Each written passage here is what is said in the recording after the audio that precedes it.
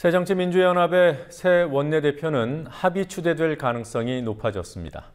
원내 수석 부대표인 김영록 의원과 정책위 의장인 우윤근 의원이 유력하게 거론됩니다.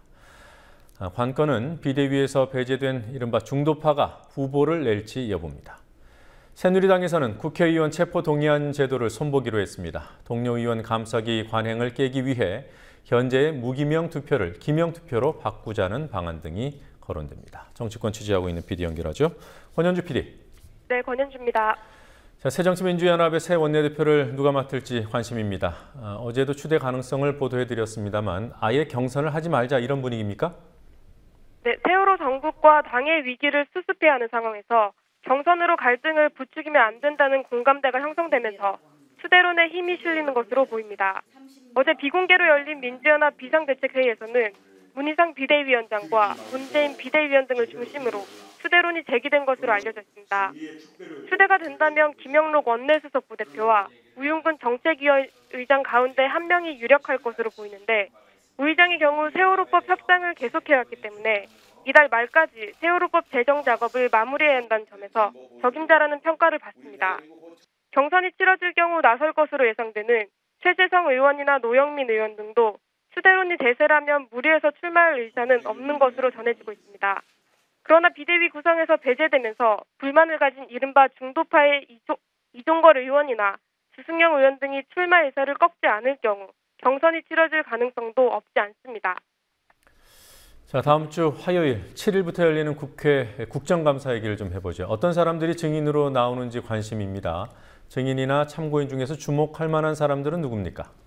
상임위별로 보자면 산업통상자원위원회의 경우는 대기업과 중소기업의 상생 문제를 집중적으로 다루기 위해 김병렬 GS칼텍스 대표, 강영구 롯데홈쇼핑 대표, 윤동준 포스코 부사장 등을 증인으로 채택했습니다. 또 논란이 되고 있는 제2 롯데월드 안전 문제를 점검하기 위해서 김천 롯데건설 사장을 알뜰주유소 사업 관련 정유사 입찰 비리 의혹으로 최원병 농협중앙회 회장을 증인으로 채택했습니다.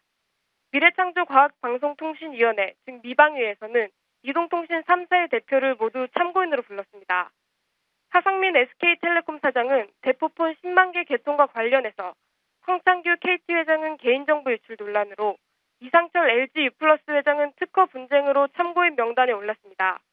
종합편설 채널 승인과 재승인 심사와 관련해 류호길 MBN 상무이사, 위성 헐값 매각 의혹에 관해 이석채 전 KT 회장이 미방위 증인으로 나옵니다. 세월호 참사와 관련한 국감에서는 이주영 해양수산부 장관과 김석균 해양경찰청장이 농해수위의 증인으로 채택됐습니다. 여당의 반대로 아직 결정되지 않은 증인으로는 세월호 참사 당일 대통령의 행적에 관해 답해야 하는 김기춘 청와대 비서실장, 김무성 새누리당 대표 딸을 교수로 특혜 채용했다는 의혹을 받고 있는 수원대 이인수 총장 등이 있습니다. 새누리당 보수혁신특별위원회 오늘 나름대로 혁신 과제를 제시했다고 합니다. 눈에 띄는 게 있습니까? 네, 새누리당 혁신위는 우선 국회의원 체포동의 제도 개선을 제시했습니다. 어제 오후 6시부터 7시 30분 동안 진행한 토론회를 통해 위원들 간 의견을 수렴한 결과로 보입니다. 국회 본회의 체포동의안 표결을 현재 무기명 투표에서 기명 투표로 국회의원이 회기 중에 자진 출석이 가능하도록 형법을 개정한다는 내용으로 알려졌습니다. 이 밖에 국회의원 세비 인상 반대 의견을 모았고 정당 쇄신을 위해 공천제도 역시 개혁 의제로 결정했습니다. 다만 실천 가능한 의제를 우선 선정한다는 방침에 따라 개헌 논의는 의제에서 빼기로 했습니다. 이명박 정부와 박근혜 정부에서는 별 의미를 두고 있지 않지만 내일이 14 남북 정상선언 7주년이죠. 오늘 토론회와 기념식이 열렸더군요. 어떤 발언들이 나왔습니까? 네, 미국이 고고도 미사일 방어 체제 사드를 한국에 배치할 경우 한반도가 동북아 갈등의 진원지가 될 것이라는 우려가 나왔습니다. 최정권 연세대 교수는 오늘 발표에서 사드 체계에 들어가는 X밴드 레이더에 대한 중국의 반발을 언급하면서 한국의 전략적 이익이 강대국의 국제정치에 의해 사라지고 한중 관계의 긍정적 발전이 어려워질 것이라고 지적했습니다. 박근혜 정부의 대북 정책에 대한 비판도 많이 나왔습니다.